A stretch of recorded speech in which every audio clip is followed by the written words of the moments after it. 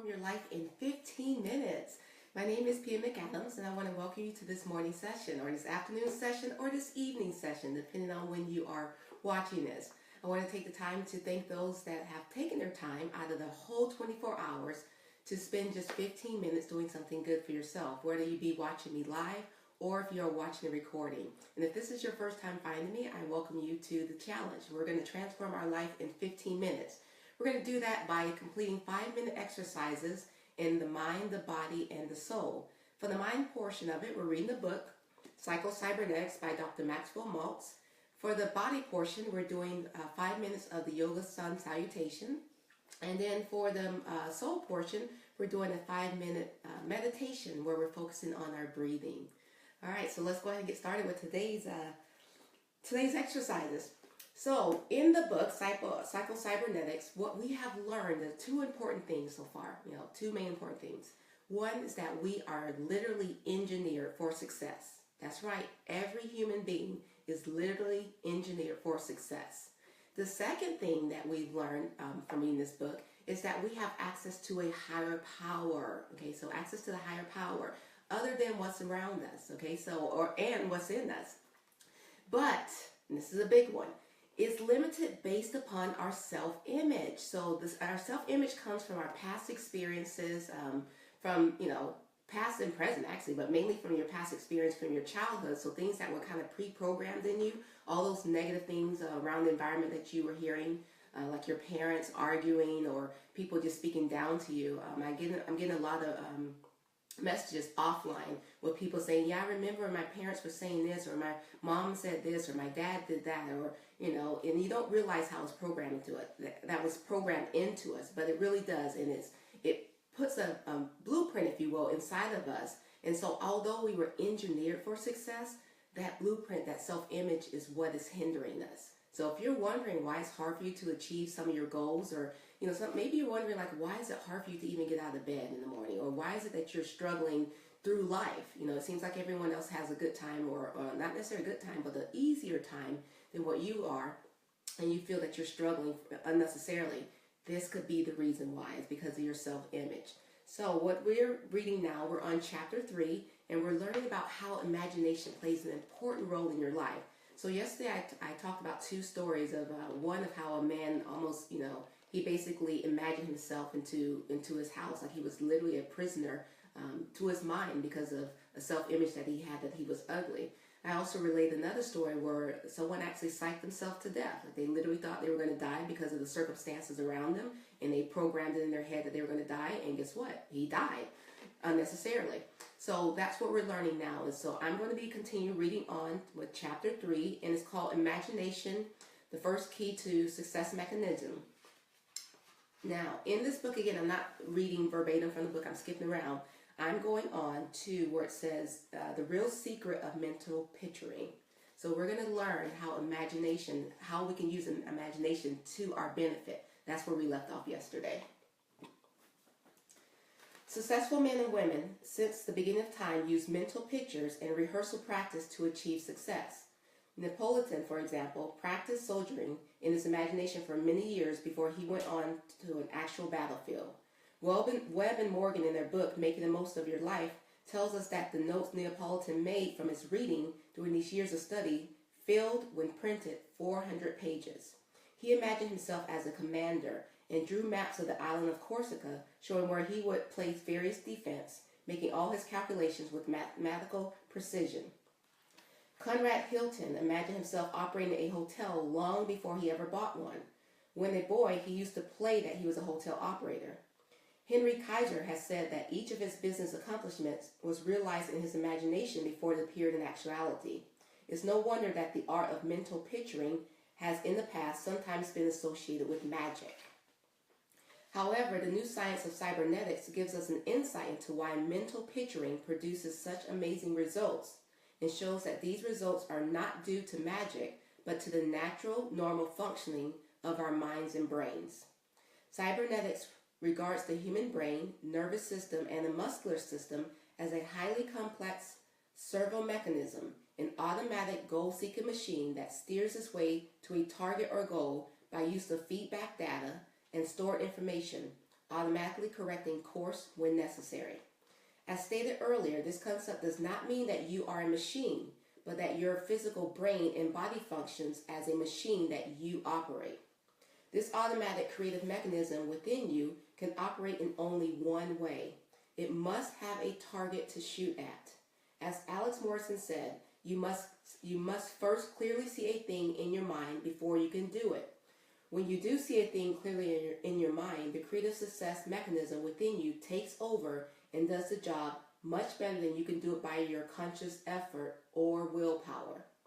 Instead of trying hard by conscious effort to do the thing with iron-jawed willpower, and all the while worrying and picturing yourself all the things that are likely to go wrong, you simply relax the strain, stop trying to do it by strain and effort. Picture to yourself the target you really want to hit and let your creative success mechanism take over. Thus, mentally picturing the desired end result literally forces you to use positive thinking.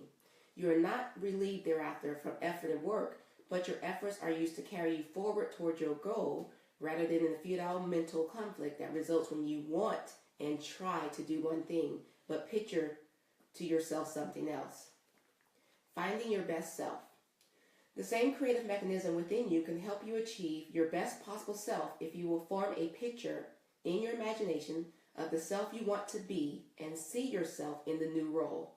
This is a necessary condition to personality transformation, regardless of the method of therapy used. Somehow, before a person can change, he must see himself in the new role. Edward McGoldrick, founder of the New York Alcoholic Therapy Bureau in the 1940s, used this technique in helping alcoholics cross the bridge from the old self to the new self. Each day he had his students close their eyes, relax their bodies as much as possible, and create a mental motion picture of themselves that they would like to be. In this mental motion picture, they would see themselves as sober, responsible persons. They would see themselves actually enjoying life without liquor. I myself have witnessed veritable miracles in personality transformation when an individual changes his self-image. However, today we are only beginning to glimpse the potential creative power that stems from the human imagination, and particularly our images concerning themselves. Okay, all right, there we go. There you have it. So more evidence of how imagination plays an important role in our lives. You know, I was just thinking just before I came on this morning, I'll do that as I'm walking you down to the next section. I was thinking, so far in the book, we're learning about how imagination has helped on the negative end as far as people are concerned. Like I talked about two examples where, let me turn off this light here, where guys, there were actually two men who used imagination to their destruction. But I want you to also realize that imagination can also be used for the positive as well. So in other words, think in terms of your favorite actor or actresses and how they enlighten your viewing presence in the role that they're playing. Guess what? They use their imagination as well. Walking down the hall of positivity. So now we're moving on to the next portion where we're going to be doing 5-minute yoga salutations. And then immediately we're going to go into a 5-minute meditation. If you're just joining me, welcome. And I thank you. And let's get started. Okay, let's make sure. Okay.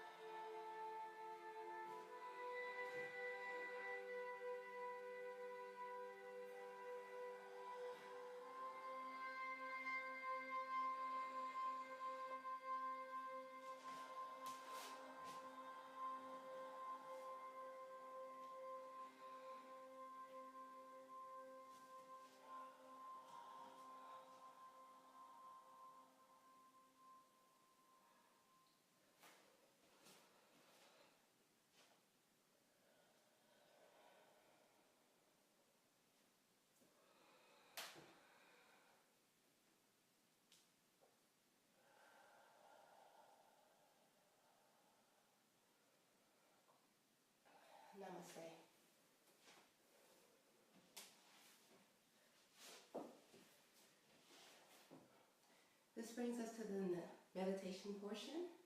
You want to make sure that you're in a nice, comfortable position. You're going to close your eyes. We're going to be using ujjayi breathing. We're inhaling for 1, in through your nose, exhaling through your mouth. Full diaphragmatic breathing. As thoughts come to your mind, just gently push them away and focus on the breath.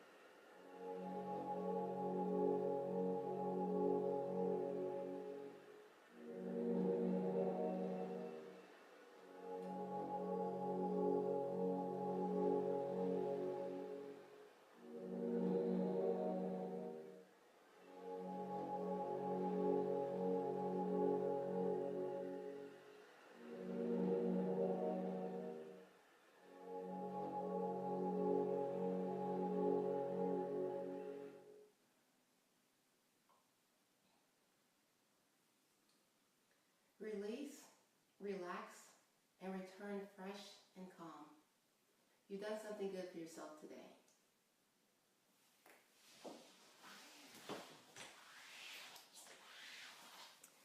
That concludes the day 11 of the Transform Your Life in 15 Minutes. I will see you guys tomorrow. Have a great day. Bye.